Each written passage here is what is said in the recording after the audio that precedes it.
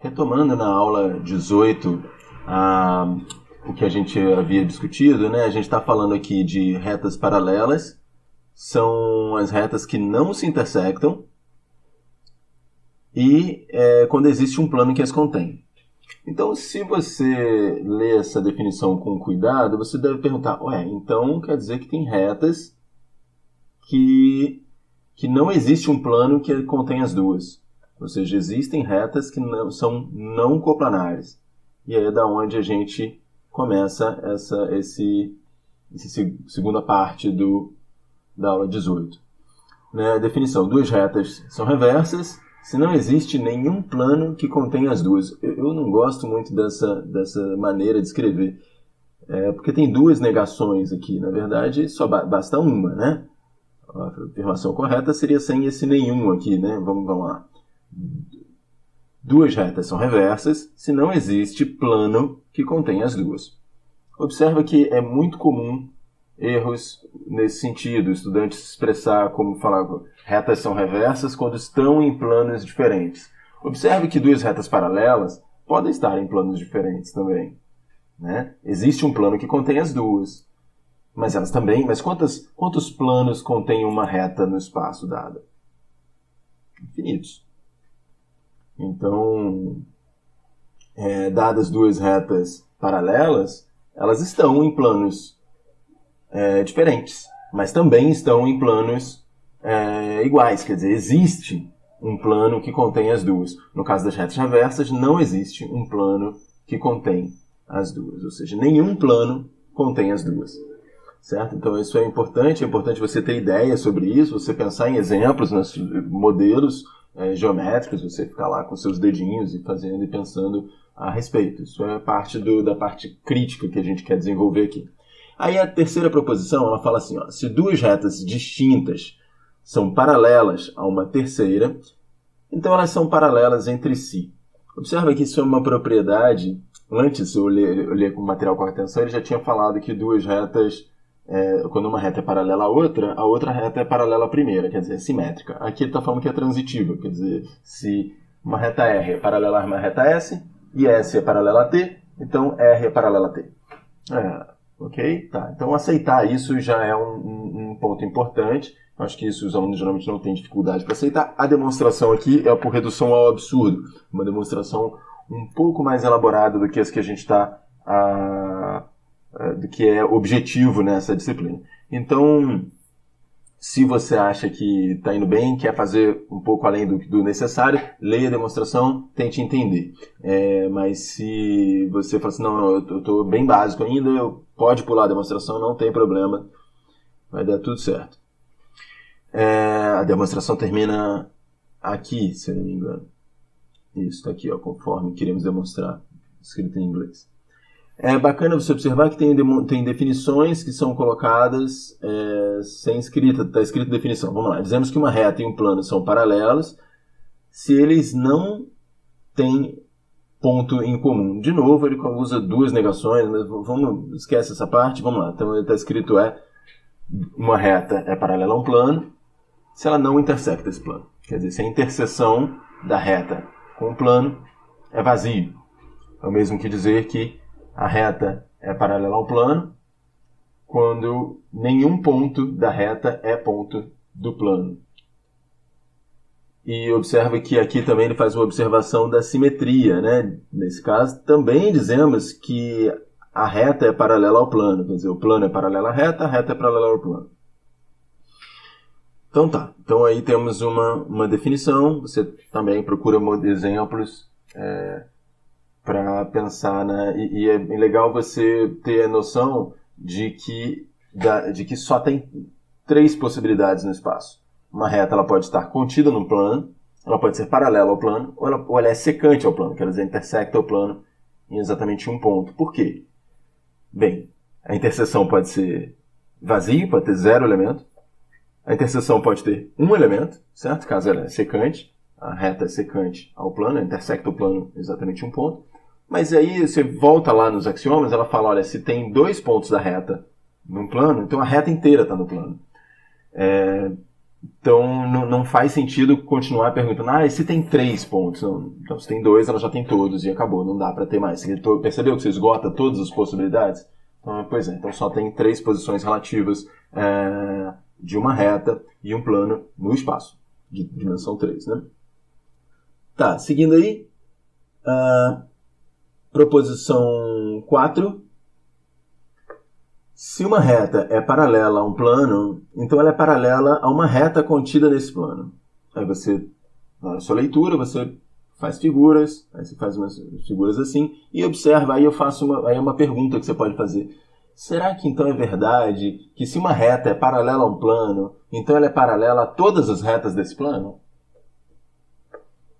Aí você pensa em exemplos, e você deve responder essa pergunta. Se não me engano, ela está aí no exercício programado, muitas vezes que é na prova. A resposta é não. Né? Se uma reta é paralela ao plano, então ela é paralela a pelo menos uma reta do plano. Na verdade, ela é paralela a infinitas retas do plano. Mas não é paralela a todas as retas do plano. Você consegue pensar numa reta reversa também, certo? Certamente, se elas são retas, se a reta é paralela ao plano, ela não pode ser concorrente com nenhuma reta do plano. Né? Porque a reta não tem interseção com o plano. Mas poderia ser reversa, por exemplo. Certo? Então aí você lembra também que as posições relativas, você observa, né, na sua conclusão aí, que as posições relativas de duas retas no espaço, né, elas podem ser, duas retas diferentes, né, elas podem ser paralelas, podem ser concorrentes, que a gente já tinha, eram coplanares, mas elas podem ser retas também não coplanares.